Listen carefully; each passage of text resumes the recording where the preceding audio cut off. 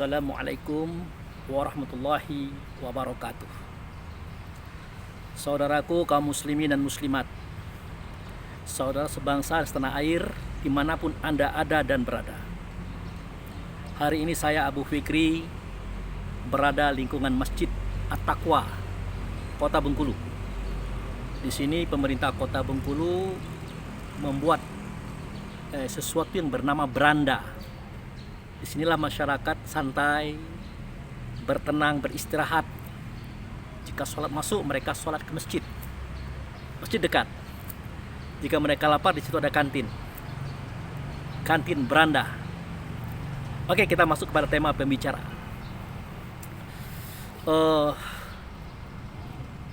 Di dalam Al-Quran, surat An-Nas, Allah Subhanahu wa Ta'ala pernah menyampaikan. Ya tentu penyampaian itu melalui Rasulullah Sallallahu Alaihi Wasallam. Apa bunyinya? Qul a'udzu birabbin nas, malikin nas, ilahin nas, min syarril waswasil khannas, allazi yuwaswisu fi sudurin nas. Jadi ayat ini ayat umum, ayat lama. Sejak kita dari kecil, kita sudah bisa membaca dan menghafal ayat itu tadi, surat itu tadi. Nah, setelah kita dewasa, kita mencoba untuk menyelami makna ayat itu, makna daripada surat itu. Nah, di situ ada kalimat Qul a'udzu birabbin nas, rabbin nas, kemudian malikin nas, ilahin nas. Katakanlah, nah itu dia. Jadi Allah memerintahkan kepada Muhammad untuk kita mengatakan, supaya kita berlindung pada Robnya manusia, pendidik, pembina, pelatih yang mengajarkan sesuatu yang tadinya kita tidak tahu. Nah, kita diminta berlindung kepada beliau. Kemudian kita diperintah pula untuk berlindung kepada Raja manusia. Nah itu, nah, Raja manusia tentu bukan gajah, bukan pohon, bukan gunung. Nah, artinya tidak akan jauh beda dengan manusia itu sendiri. Tapi kita tidak akan bahas ini di sini. Kemudian kita diperintahkan juga berlindung kepada sembahan manusia. Sembah itu artinya 6. Mentaati segala perintahnya, menjauhi segala larangannya, meniru segala sifatnya, pergi kalau disuruhnya, datang kalau dipanggilnya, diam kalau tidak ada ilmu daripada dia. Nah, itu pengertian menyembah.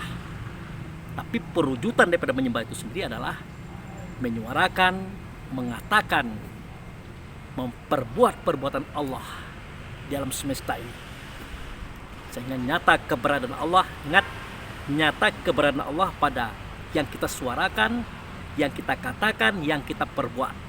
Nah, itu yang disebut dengan Allahu awalu, Allahu akhiru, Allahu zohiru. Nah itu dia, Allah itu zohir.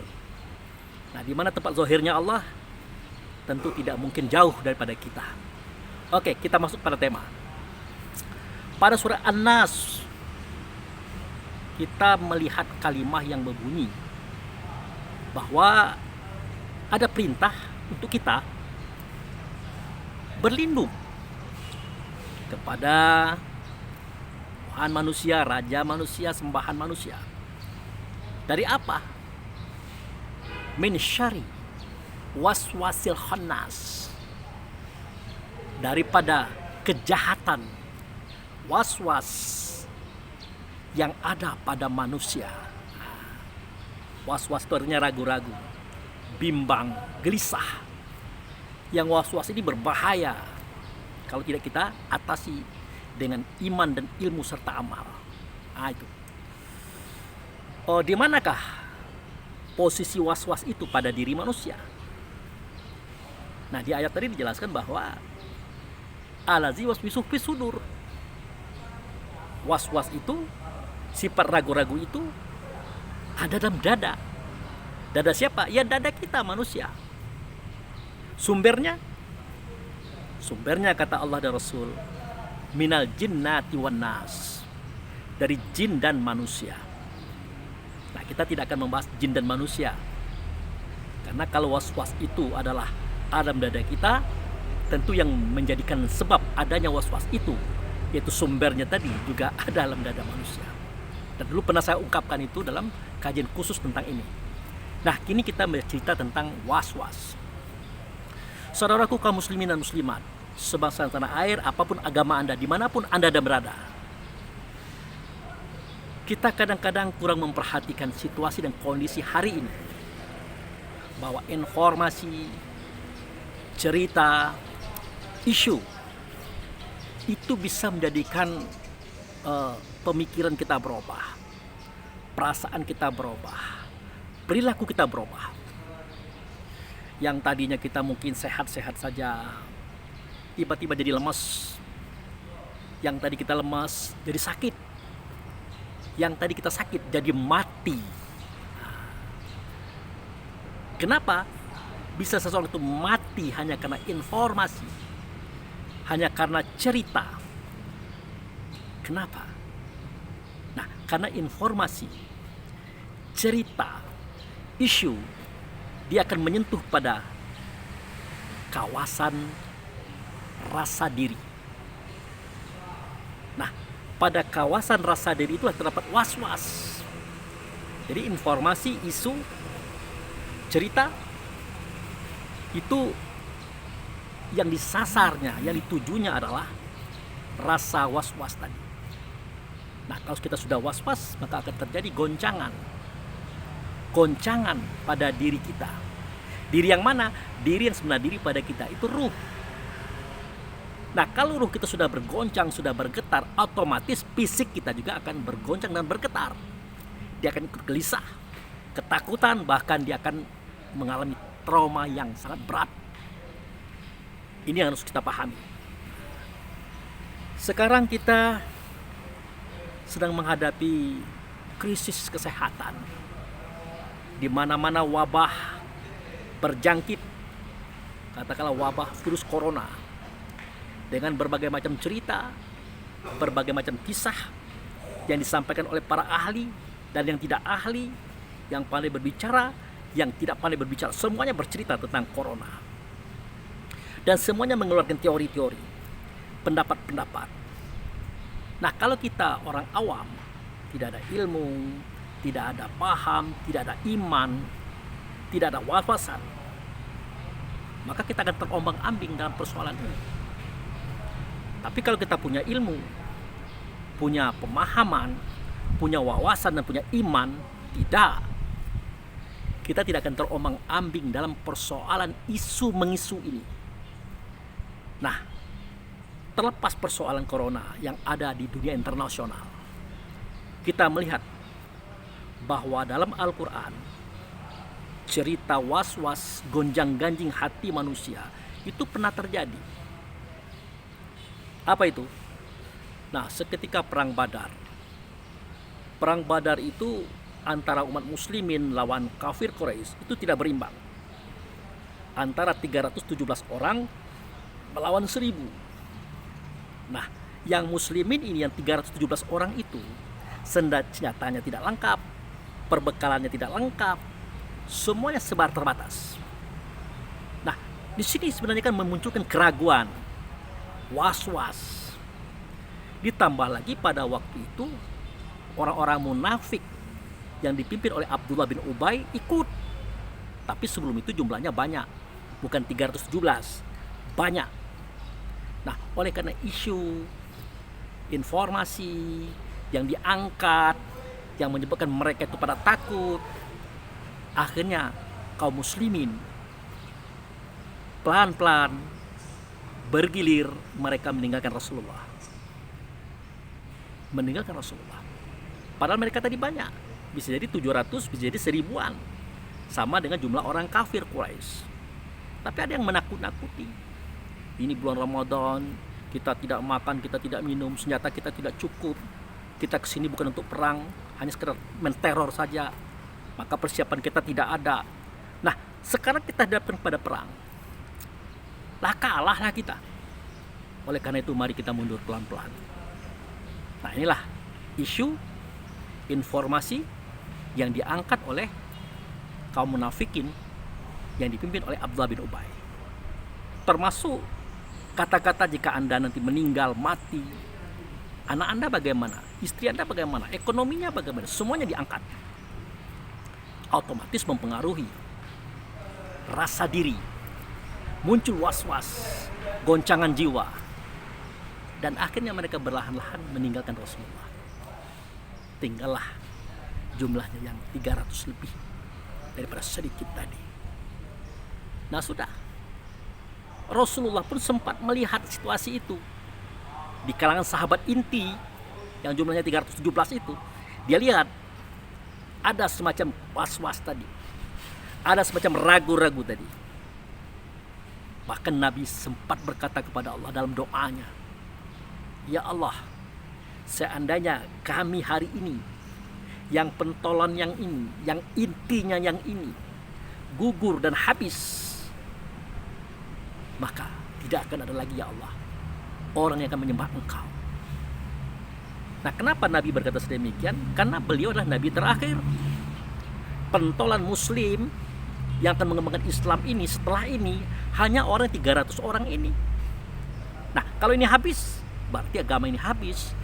Yang kenal dengan Allah itu habis, dan yang menyembah Allah juga habis. Itu makanya Rasulullah berdoa dengan doa seperti itu. Tapi Allah Maha hebat, Maha kuasa. Allah menciptakan manusia itu lengkap dengan rasa diri. Di antaranya optimis, juga ada pesimis. Di tengah-tengah itu was-was, ragu-ragu. Nah, makanya seketika berhadapan Rasulullah dengan orang kafir, Allah perintah Jibril datang kepada Rasulullah. "Hai Jibril, sampaikan kepada Muhammad bahwasanya akan datang pertolongan daripada Allah dari langit 3.000 malaikat. 3.000 malaikat. Tidak cukup, kami tambah dengan 5.000 malaikat yang pakai tanda." Iya atau tidaknya malaikat itu ada, setidak-tidaknya sudah membangkitkan semangat Rasulullah, membangkitkan semangat sahabat. Itu baru informasi. Justru mereka juga belum melihat malaikat itu, tapi mereka sudah semangat. Nah, itu motivasi daripada Allah. Nah, kemudian motivasi yang kedua, Allah perlihatkan kepada orang beriman pada waktu berhadap-hadapan pasukan tadi. Dia lihat kaum kafir Quraisy yang jumlahnya 1.000 orang itu, jumlahnya sedikit. Mereka melihat kaum kafir Quraisy itu jumlahnya sedikit. Semakin naik semangat, semakin naik keberanian, semakin mantap keyakinan. Sebaliknya kaum kafir Quraisy melihat Rasulullah dan sahabat-sahabatnya jumlahnya banyak, timbul cemas, timbul takut, timbul ragu-ragu, timbul lemah. Nah, seketika terjadi peperangan, Allah benar-benar memberikan peluang yang baik kepada kaum muslimin pada waktu itu. Diberikan peluang, angin ribut, semacam badai kecil yang mengarah kepada kafir Quraisy. Dan akhirnya kaum muslimin menang. Nah, jadi tanggal 17 Ramadan tahun 622 Masehi waktu itu menceritakan kepada kita semua bahwa kemenangan Rasulullah, kaum muslimin terhadap kafir Quraisy tidak lepas daripada isu, informasi, ungkapan-ungkapan kata dan suara. Pertama itu tadi, bahwasanya Allah akan menurunkan 3.000 malaikat dan 5.000 lagi. Ya dan tidaknya nantilah dulu, tapi informasi ini. Oleh karena mereka beriman kepada Allah, mereka yakin. Yang kedua, Allah sendiri melakukan sesuatu, memperalat rasa daripada hamba-hambanya, ditanamkan rasa berani pada diri kaum muslimin dengan cara melihat orang kafir Quraisy jumlahnya sedikit. Nah itu. Kemudian Allah pun juga memanfaatkan rasanya orang kafir dengan cara menjatuhkan rasa takut ke dalam diri mereka, ke hati mereka, dengan cara mereka melihat kaum muslimin itu jumlahnya sangat banyak. Nah, jadi itu Jadi rasa was-was itu munculnya dari penglihatan, pendengaran, dan perasaan, termasuk pemikiran. Nah, di zaman Khalifah Abu Bakar As-Siddiq itu terjadi ekspedisi perang antara kaum muslimin melawan orang Romawi. Ini luar biasa peperangan ini. Kaum muslimin jumlahnya 10.000, kaum kafir Romawi jumlahnya 200.000. Bahkan ada yang mengatakan lebih. Bayangkan. Nah, pada saat Abu Bakar memerintahkan kepada kaum muslimin dan panglima-panglimanya, yang panglimanya waktu itu 4 orang, itu dipesankan supaya pada mereka, pertama kali kuatkan iman, kuatkan keyakinan, merujuk kepada Allah dan Rasul. Jangan didengarkan isu dan informasi. Sejujurnya itu akan melemahkan kalian semuanya. Dengarkan suara Allah, dengarkan kata Rasul, dengarkan kata hati kalian dengan iman. Maka para panglima perang mantap. Mereka berjalan, mereka berangkat, mantap. Nah, di saat perang tidak dimulai, itu tahun 635 ya, 635 Masehi. Tiba-tiba mereka mendengarkan informasi bahwa Abu Bakar sudah gugur, artinya sudah meninggal dunia, dan dia digantikan dengan Umar bin Khattab. Kemudian perang berjalan. Apa yang terjadi? Kaum muslimin bertemu dengan musuh yang begitu banyak. Mereka tidak kalah memang, tidak jatuh, tetapi mereka belum berhasil mengalahkan musuh. Belum berhasil. Sehingga tiba saatnya ketika Umar bin Khattab memerintahkan kepada kaum muslimin untuk merubah strategi. Nah, waktu itu ditangkap oleh Khalid bin Walid informasi itu. Nah, perubahan strategi itu adalah Khalid bin Walid memecah pasukan kaum muslimin itu menjadi 4 di utara, 1 di utara, 1 di selatan, 1 di barat, 1 di timur. Nah, mereka menyerang serempak setelah subuh.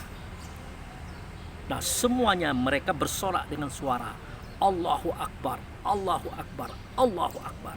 Nah, bayangkan, sudah subuh, kaum muslimin bergerak di 4 penjuru, bergemuruhlah gema takbir Allahu Akbar. Apa yang terjadi? Pada mental, pada rasa, pada batin orang Romawi pada waktu itu, mereka ketakutan, mereka kecemasan. Yang tadi saja walaupun 10.000 orang, kita banyak, kata mereka, lagi kewalahan pasukan Romawi ini. Apalagi ditambah lagi dengan pasukan yang 4 penjuru. Nah, timbul rasa takut, timbul rasa cemas, timbul was-was. Kesimpulan terakhirnya, mereka tidak konsen lagi terhadap suatu kemenangan. Nah, di situ masuklah pasukan Khalid bin Walid dengan 4 pembagian tadi bertempur setelah subuh. Kesimpulan akhirnya adalah kaum muslimin menang. Kaum kafir Romawi pada waktu kocar-kacir meninggalkan harta benda, kendaraan, macam-macam, bahkan banyak yang tertawan. Kenapa? Karena mereka sudah was-was, mereka sudah ragu-ragu. Kenapa was-was? Kenapa ragu-ragu? Karena ada isu, ada informasi, ada trik dan strategi dalam bentuk suara gemuruh, takbir yang ada pada 4 penjuru. Padahal 4 penjuru tadi orangnya itu juga sebenarnya, tapi ini strategi perang. Nah, begitu saudara kaum muslimin dan muslimat, kehebatan informasi, isu, dan cerita ke cerita, dia mampu mempengaruhi kita. Nah, begitu juga dengan cerita virus corona hari ini. Yang dokter ini mengatakan begini, dokter itu mengatakan begitu. Sudah ada virus yang baru yang masuk ke perut, yang macam-macam, dan seterusnya dan seterusnya.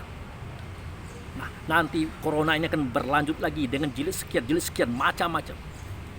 Akan menyusahkan kita, akan mempersulit kita, akan membingungkan kita. Bahkan di era sekarang ini tidak sedikit orang yang mati. Walaupun umur mereka 50 ke atas rata-rata ya. Tapi itu dimulai dari rasa takut yang berkesangatan. Takut yang tidak beralasan. Nah itu. Karena mendengar cerita ini, cerita itu, ini itu dan sebagainya. Nah oleh karena itu saudara-saudaraku kaum muslimin dan muslimat, sebangsa dan setanah air, boleh kita dengar, boleh kita lihat, tapi kita renungkan. Akan efektif lagi kalau semua informasi itu kita rujuk kepada kitab Quran. Kenapa Quran? Karena Quran itu pedoman kita, tempat kita mempelajari segala sesuatu, tempat kita melihat peta kehidupan, kita melihat strategi. Ternyata di dalam Al-Quran itu dijelaskan bahwa apa yang dijelaskan? Dijelaskan siapa Allah, siapa kita, siapa corona. Allah pencipta langit, pencipta bumi, pencipta segala apa yang ada di dalam kedua-duanya. Nah, sedangkan kita adalah ciptaan Allah, corona juga ciptaan Allah. Nah itu, antara kita dengan corona jauh besar kita, jauh tinggi kita, jauh mulia kita. Makanya kita jadi khalifah, corona tidak. Nah gitu. Nah oleh karena itu biasa-biasa sajalah. Tidak usah terlalu takut. Kembalikan kepada ketentuan. Nah kita ketahui bahwa tidak satu pun yang di langit yang di bumi semuanya bertasbih kepada Allah. Yusabbihu ma fis samawati wal ardi illallah. Bertasbih yang di langit yang di bumi kepada Allah. Ya termasuk corona. Corona itu bertasbih kepada Allah juga dia. Nah cuman tasbihnya beda dengan tasbih kita. Cara dia mensucikan Allah itu beda dengan cara kita mensucikan Allah itu. Kalau corona ya caranya itu menggigit, menyantak, menghantam, menjadikan orang sakit. Itu tugasnya dia. Tidak boleh dia tidak lakukan itu, dia harus lakukan itu. Nah kalau kita menyuarakan suara Allah, mengatakan kata Allah, memperbuat perbuatan Allah di alam semesta, itulah tugas kita. Nah sebenarnya corona itu hanya sebuah ujian. Ujian bagi orang yang beriman, azab bagi mereka yang ingkar. Itu saja. Nah oleh karena itu, seketika kita mendengar isu ini, cerita ini, kabar itu tentang corona, ya biasa-biasa sajalah. Bahwa hidup sudah pasti, mati juga sudah pasti. Tidak ada keraguan padanya. Tidak bisa didulukan dan tidak bisa diakhirkan. Lalu apa persoalan kita? Oh nanti kami kena corona. Lah kalau kena juga berarti Allah berkehendak lain pada kita. Ada tujuan yang mulia yang Allah kehendaki pada kita. Kenapa sedemikian? Bagi seorang muslim, kalau dia sakit, bukan berarti itu sia-sia. Dosanya dirontokkan, kesalahannya dikurangi, kekeliruannya dimaafkan. Dengan sakit itu, tapi dengan catatan, dia beriman, dia beramal soleh, dan dia beribadah, dan dia bersangka baik kepada Allah tanpa ragu-ragu. Tuh. Jadi tidak masalah. Syukur-syukur kita sudah kena sakit, kita sehat. Dosanya selesai, jiwanya bersih, kita menatap kepada kehidupan baru. Kehidupan setelah Allah sucikan kita. Nah itu. Nah, kalau kita mati, ya sudah. Di era berikutnya, di alam berikutnya, langkah kita sudah ringan. Kenapa? Sudah Allah bersihkan persoalan diri kita. Tetapi biasanya, orang-orang yang hatinya bersih, jiwanya bersih, pemikirannya bersih, perasaannya bersih, dia akan bersih. Segala sesuatu yang kotor akan menjauh daripada dirinya, tidak akan mendekati dia. Nah siapa mereka? Mereka adalah orang beriman dan beramal soleh. Khususnya mereka adalah orang-orang yang rajin melaksanakan sholat. Nah kalau mereka rajin melaksanakan sholat, otomatis mereka melaksanakan wudhu. Kalau persoalan wudhu kan sudah jelas kita. Kenapa? Rasulullah pernah berkata bahwasanya ketika kita berwudu, setiap air yang jatuh ke lantai daripada air wudu kita itu, maka rontoklah semua dosa-dosa bersama dengan jatuhnya air ke lantai. Ini Rasulullah yang mengatakan loh. Lalu apa itu dosa? Dosa itu adalah efek akibat daripada kejahatan kita, keburukan kita, ya, kelalaian kita, muncullah di dalam bentuk penyakit. Nah, itulah dosa. Di dunia dalam bentuk penyakit, di akhirat dalam bentuk siksa. Nah, ini yang dirontokkan oleh Allah, ya, melalui Rasulullah, informasi tadi, dengan air wudhu yang kita laksanakan. Jadi orang yang sholat itu selalu dirontokkan dosa-dosanya, penyakit-penyakit batinnya, penyakit fisiknya dirontokkan. Nah, seketika kita keluar rumah menuju masjid, nah itu melangkah kaki kanan diangkat derajat, kata Rasulullah. Melangkah kaki kiri dirontokkan lagi dosa. Efek dari perangai buruk kita tadi, penyakit itu dirontokkan lagi. Kemudian kita masuk masjid, sholat, wirid, doa. Kemudian kita bersalam-salaman dengan kaum kerabat. Selama tangan kalian belum lepas, kata Rasulullah, selama itu dosa kalian akan dirontokkan oleh Allah. Jadi processing sholat adalah momen di mana Allah merontokkan dosa, kesalahan, kekeliruan, penyakit kita. Apakah itu penyakit rohani, apakah itu penyakit jasmani. Tapi ini harus diyakini, dipegang. Itu. Nah, itu sebabnya kenapa Allah berkata, ya ayyuhallazina amanu atiullah wa rasuluh wala tulu anhu wa antum tasma'u. Hai orang beriman, taatlah kepada Allah, taatlah kepada Rasul, jangan kamu berpaling dari suara Allah sedangkan kamu mendengarkannya. Mana suara Allah, mana kata Allah, mana seruan Allah? Tidak nyata, melainkan nyata ianya pada hambanya yang paling mulia. Itulah kita, manusia. Itulah tugas kita, menyuarakan suara Allah, ya, mengatakan kata Allah, memperbuat perbuatan Allah di muka alam semesta. Maka nyatalah Allah itu pada diri kita. Itu intinya kehidupan beribadah itu. Nah, seketika azan berkumandang, hati-hati. Yang disuarakan oleh muazin, yang dikatakan oleh muazin, yang diserukan oleh muazin, semuanya adalah milik Allah. Si muazin tadi menyuarakan suara Allah, mengatakan kata Allah, menyeru seruan Allah kepada setiap ruh yang alam dada kita semuanya. Untuk apa? Untuk berhubungan dengan Allah. Hayya 'alas sholah. Nah, itu dia.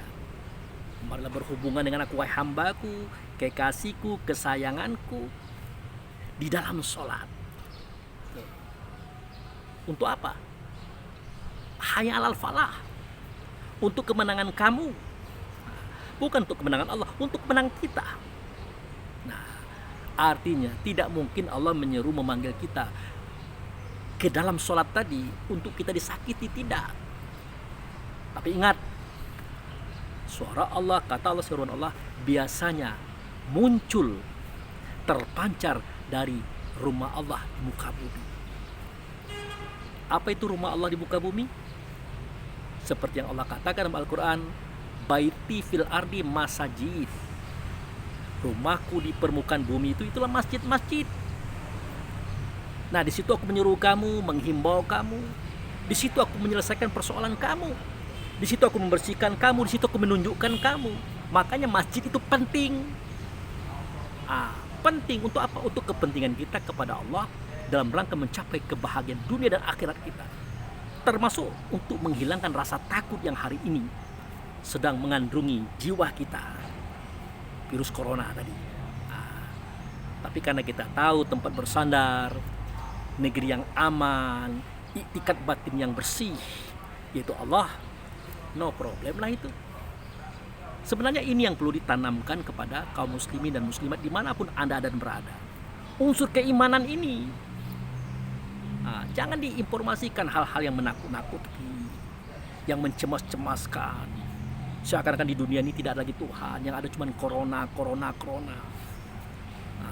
Malaikat maut saja yang pasti mencabut roh kita saja kita tidak pernah persoalkan. Dari zaman dulu sampai sekarang tidak pernah kita persoalkan, tidak pernah kita takut dengan malaikat maut. Kok dengan corona saja yang belum pasti, sebegitu takutnya kita. Nah, Allah tidak memerintahkan kita takut kepada corona, tetapi Dia perintah kita untuk waspada terhadap semua wabah. Bukan hanya corona saja, terhadap semua wabah, terhadap semua penyakit, waspada. Nah gitu. Nah oleh karena itu saudara-saudaraku kaum muslimin dan muslimat, isu dan informasi, kabar-kabar yang ada, yang sampai kepada kita, apakah melalui koran, televisi, HP, YouTube, apa saja, perlu kita saring terlebih dahulu. Kita rujuk kepada kitab Quran. Jangan tidak kita rujukkan, atau kita tanyakan kepada ahlinya, yang ahli bidang Allah dan Rasul, alam semesta, zahir dan batin. Tanyakan pada mereka itu, siapa itu corona? Apa ini programnya daripada Allah? Nanti akan timbul ketenangan di hati kita seketika kita mendapat penjelasan yang tersebut. Nah begitu. Nah oleh karena itu saya katakan bahwa ternyata hanya masjidlah satu-satunya tempat yang suci di muka bumi ini yang dapat kita bertemu dengan Tuhan di dalamnya. Di situ Allah membersihkan diri kita, hati kita, batin kita, rasa kita, termasuk penyakit kita. Dan kita pun di situ diundang. Nah, oleh karena itu, apa yang terdengar, ya dengar-dengar saja. Apa yang terlihat, lihat saja. Yang penting iman, Islam, tauhid, ma'rifat kita tidak goyang. Pendekatan kita kepada Allah tidak pernah jarang. Semakin rapat, semakin menyatu dan semakin menyatu. Terserah orang mau bilang apa, isu apa, yang penting kita jangan jauh daripada Allah. Oleh karena itu, kaum muslimin muslimat, saudara semangsa setanah air, dimanapun Anda dan berada, mari kita beriman dan bertakwa kepada Allah pencipta langit dan bumi, pengatur segala sesuatunya, termasuk yang mengatur corona hari ini. Mungkin itu saja yang perlu saya sampaikan dalam pertemuan kita hari ini. Ya masalah isu, informasi tadi, bahwa itu benar-benar akan mempengaruhi jiwa kita, karena dia sangat luar biasa. Oke, ini saya berada di beranda masjid, tempat rekreasinya kaum muslimin di Bengkulu. Jadi kita tutup saja dulu acara kita ini, lain kali kita ketemu lagi.